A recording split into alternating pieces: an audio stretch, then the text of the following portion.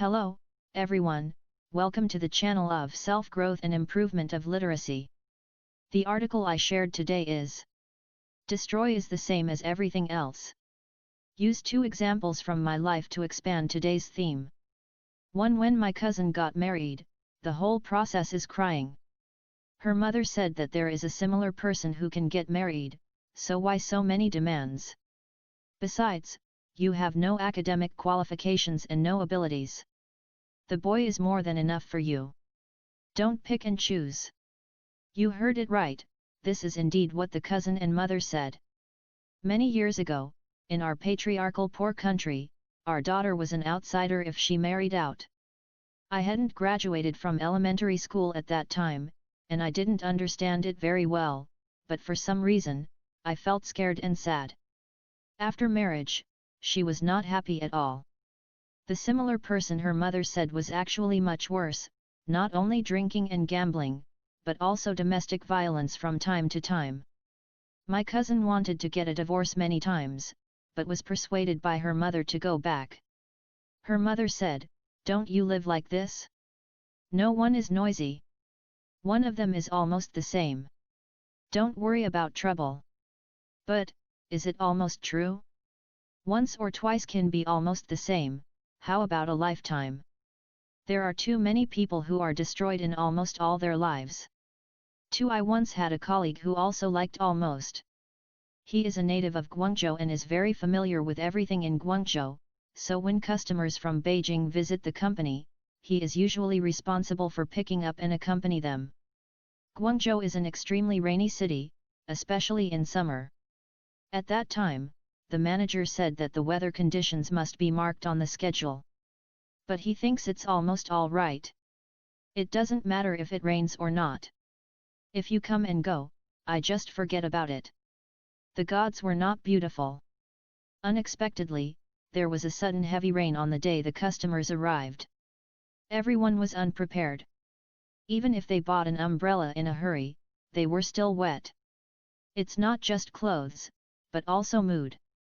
Afterwards, it was rainy for several days, and the client didn't say anything, but after returning, the contract was cancelled.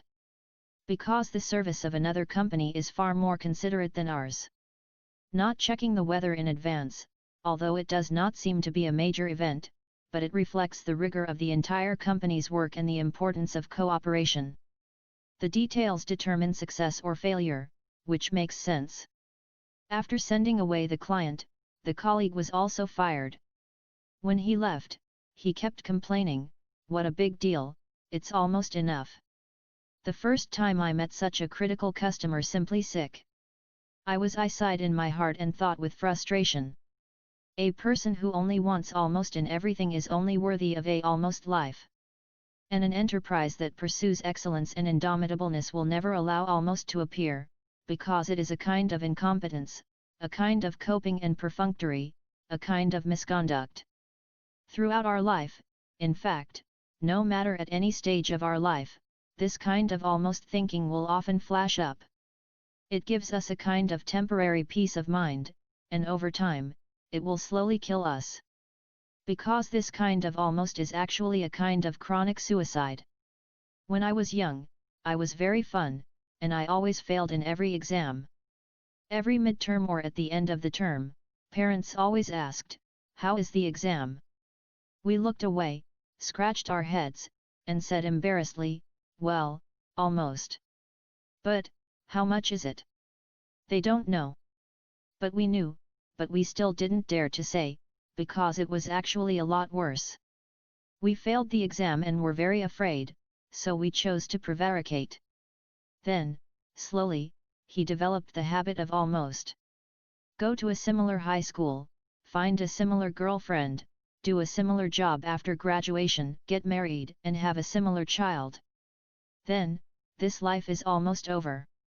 There is no magnificent waves, but the calm and the waves walked into death, clearly in action, and even said to himself that the ordinary is precious. But where is the problem? Are we not worthy of a better life? Of course not. Only when we are accustomed to will we become without pursuit. Because we are afraid of failure and harm, we blindly choose to compromise. The root of the problem is that we only ask for the same in everything, but miss the possibility of getting better countless times. It is not almost that kills us, but the cowardice in our hearts. Summary.